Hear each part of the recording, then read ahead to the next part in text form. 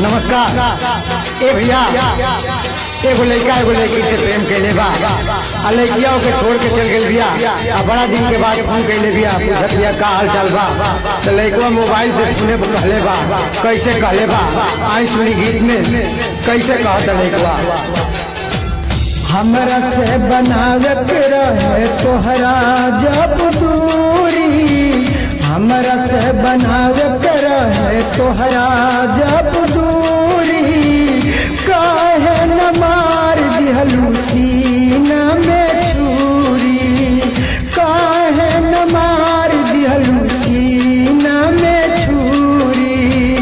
हमरा से बनावे के रहे तोहरा जब दूरी, हमरा से बनावे के रहे तोहरा जब दूरी, काहे न मार दिहलू सीना में छुरी, काहे न मार दिहलू सीना में छुरी।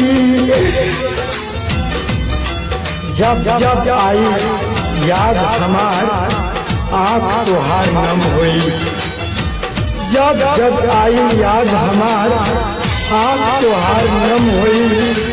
हर जन्म में प्यार कर प्यार न कबो कम हुई, प्यार न कबो कम हुई। जेकर साथ गइल बारू सदा खुश रही पुनवा से हमारे मेहदी रचाई।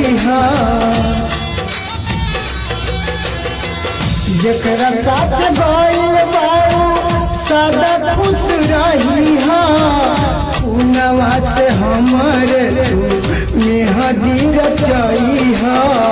सपना सजौले रहू चल गइलू चूरी, काहे न मार दिहलू सीना में छुरी।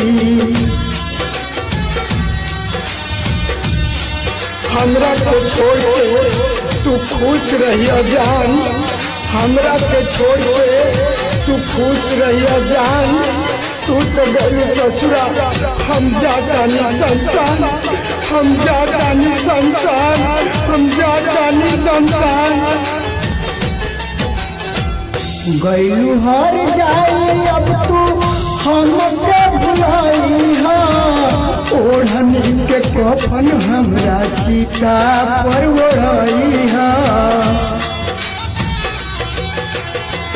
गइलू हर जाई अब तू हमके भुलाई ओढ़नी के कफन हमरा चिता पर ओढ़ई।